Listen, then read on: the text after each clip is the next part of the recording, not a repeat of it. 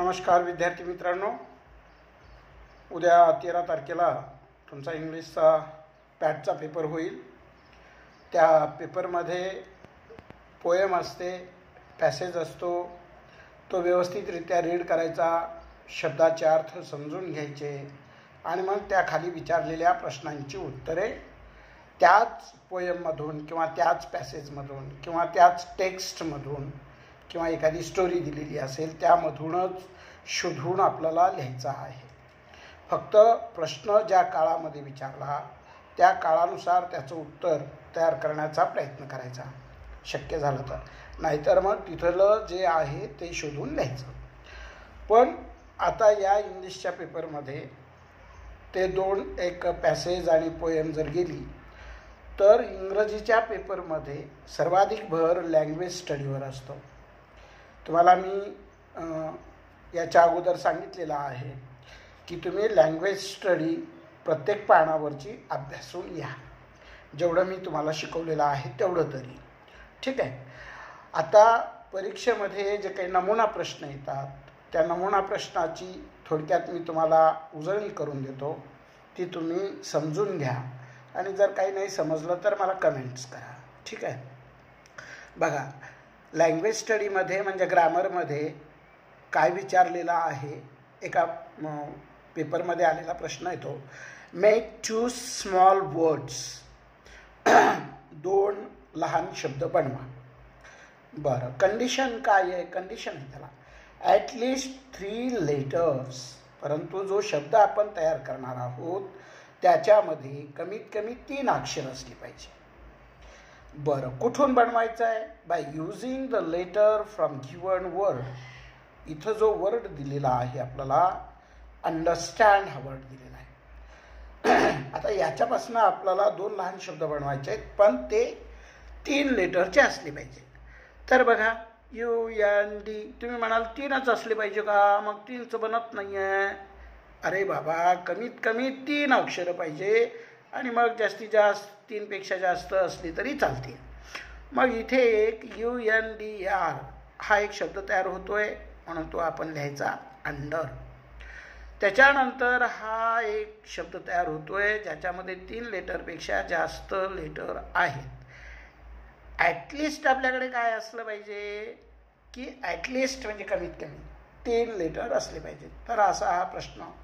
आता इथे हा शब्द दिलेला आहे, येणाऱ्या परीक्षेमध्ये दुसरा शब्द दिलेला असेल, ठीक आहे, पण सगळ्यांसाठी उत्तर शोधताना असं आपण शोधून लिहायचं आहे।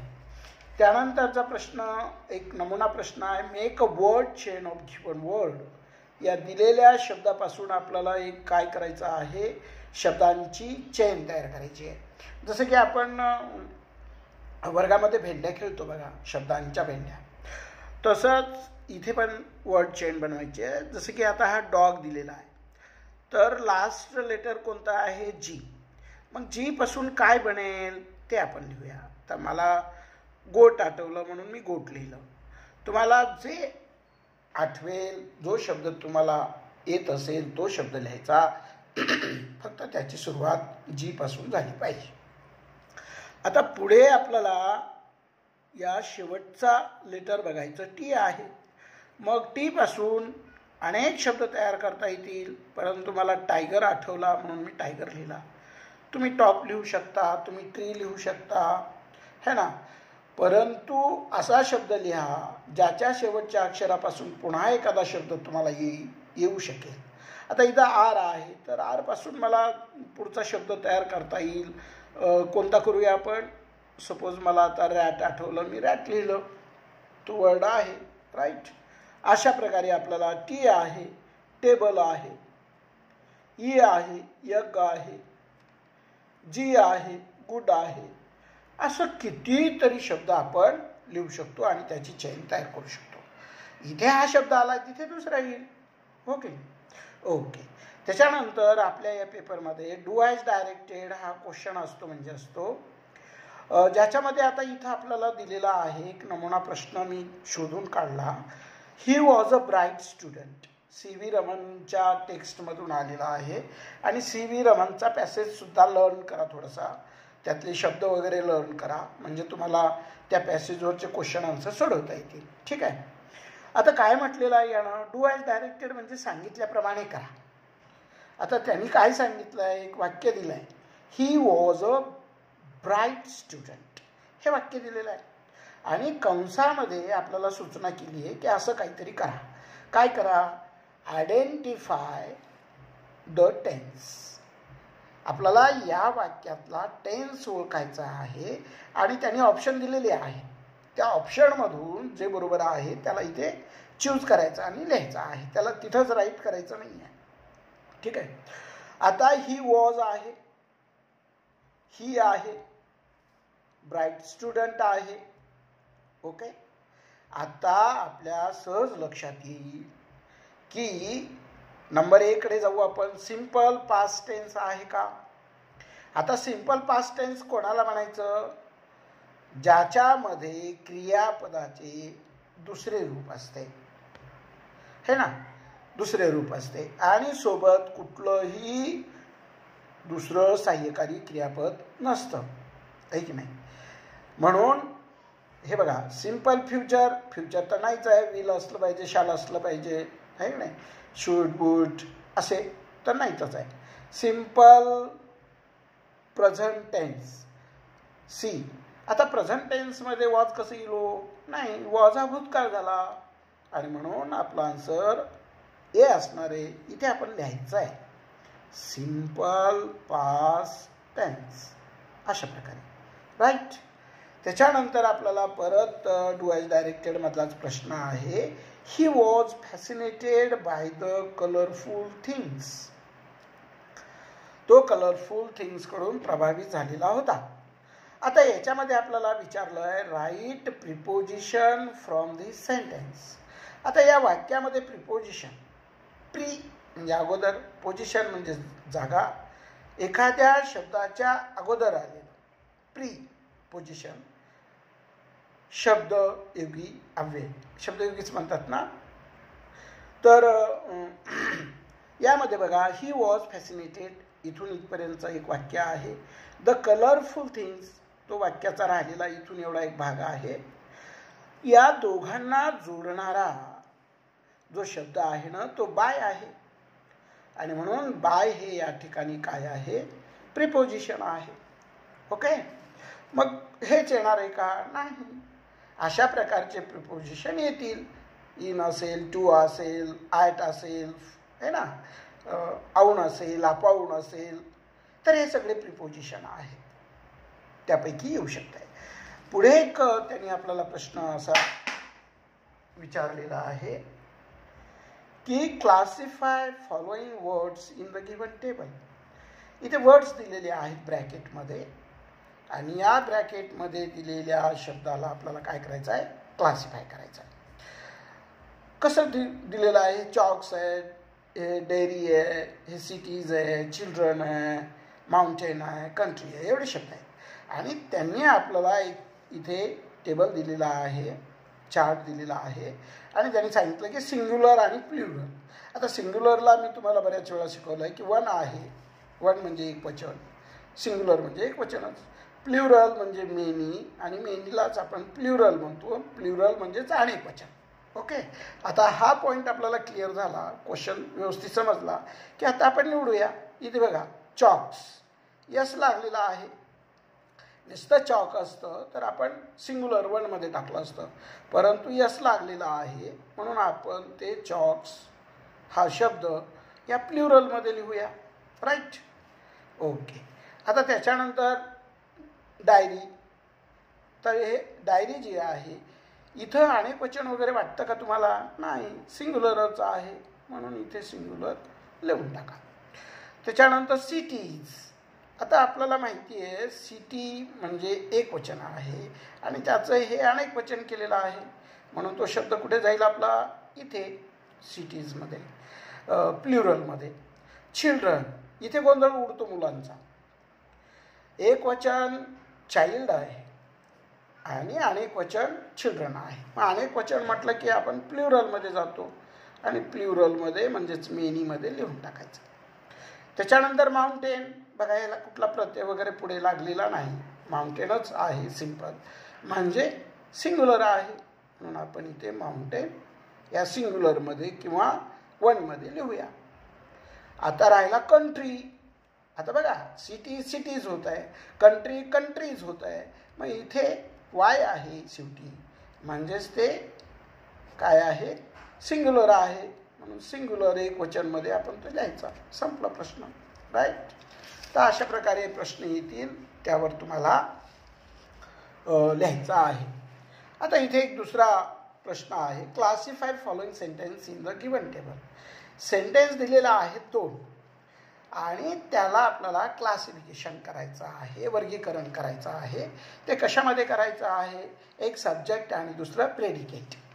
हे मी तुम्हाला वर्गामध्ये शिकवलेलं आहे. तुम्ही छानपैकी प्रतिसादही दिलेला होता त्याला. एकदा पाहून घ्या. ठीक आहे.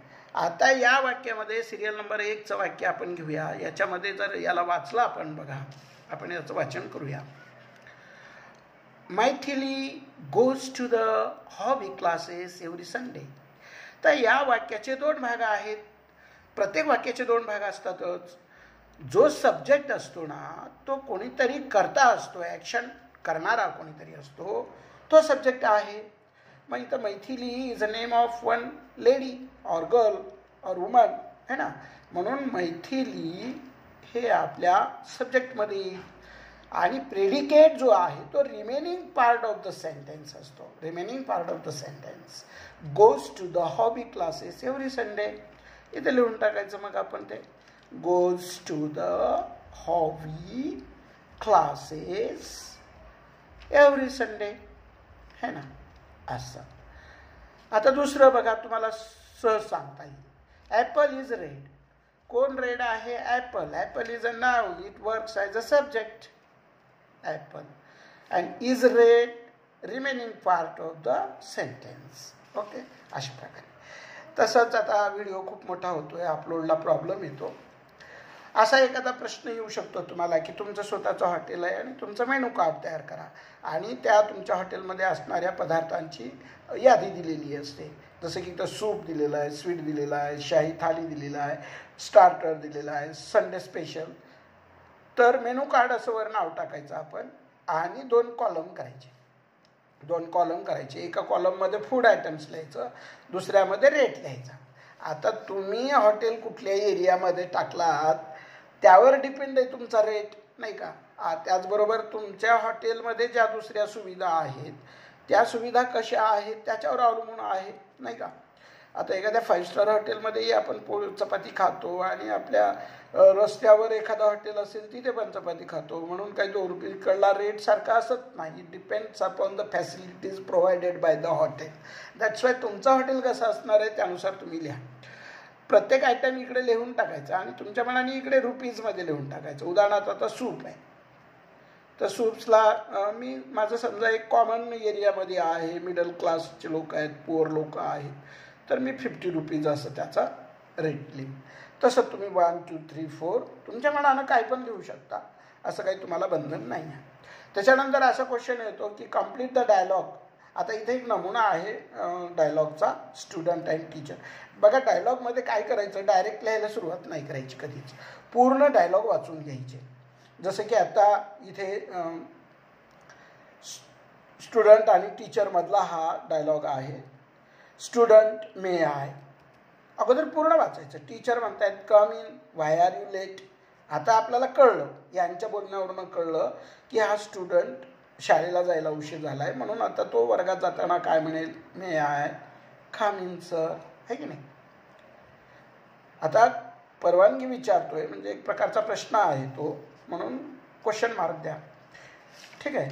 त्याच्यानंतर बघा, आपण टीचरचा डायलॉग वाचायचा अगोदर. इथं दिलेला, have you visited the doctor. एक मिनिट. हां, वाय आर यू लेटचं, वाय आर यू लेटचं स्टुडंट काहीतरी आन्सर देईल ना. इथे स्टुडंट काहीतरी आन्सर देईल, है ना. स्टुडंट काय आन्सर देईल बरं, कारण टीचर म्हणतायत have you visited the doctor, तू डॉक्टरकडे गेला होता का? तर स्टुडंट या ठिकाणी म्हणणार आहे आय एम सिक किंवा आय एम इल किंवा सिक, है ना, असं. तेव्हा टीचर म्हणतायत हॅव विजिटेड अ डॉक्टर. तर स्टुडंट काय म्हणेल yes I visited the doctor. आता हा शाळेत आला आहे म्हणजे तो सध्या सिक नाही आहे, इल नाही आहे, म्हणून आता या ॲनचा आपल्याला इथं ॲड न लिहिता काय लिहावं लागेल आय वॉज इल, मी आजारी होतो, आहे की नाही. मग स्टुडंट काय म्हणेल yes I visited the doctor झालं. आता टीचरने विचारलं व्हॉट डिड ही सजेस्ट, त्यांनी तुला काय सुचवलं? तर स्टुडंट काय सांगेल बरं? डॉक्टर नेहमी एखाद्या आजारी माणसाला सांगत असतो की आराम करा. तर डॉक्टर टेक केअर किंवा टेक रेस्ट, है ना, आराम करा किंवा काळजी घ्या, असं काही डॉक्टर आपल्याला सुचवतो. तर टीचरनं सुद्धा सांगितलं ओके टेक केअर, है ना, इथं टेक रेस्ट लिहूया आपण. आणि मग टीचर टेक केअर म्हणाले.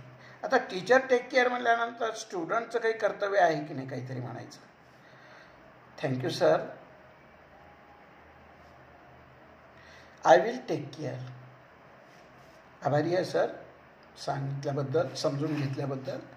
आणि मग आपण लिहायचं आहे आय विल टेक केअर. आता हे खूप स्टँडर्ड झालं, तुम्ही एवढं जरी लिहिलं तरी चालेल, I will take care. Okay, अशा प्रकारे. आणि दुसरा भाग असतो ट्रान्सलेशनचा, ते तर तुमच्या स्वतःच्या शब्दसाठ्यावरच तुम्हाला ट्रान्सलेशन करायचं असतं. ओके, अशा प्रकारचे प्रश्न आपल्या लँग्वेज स्टडीमध्ये शोधा आणि ते प्रिपेअर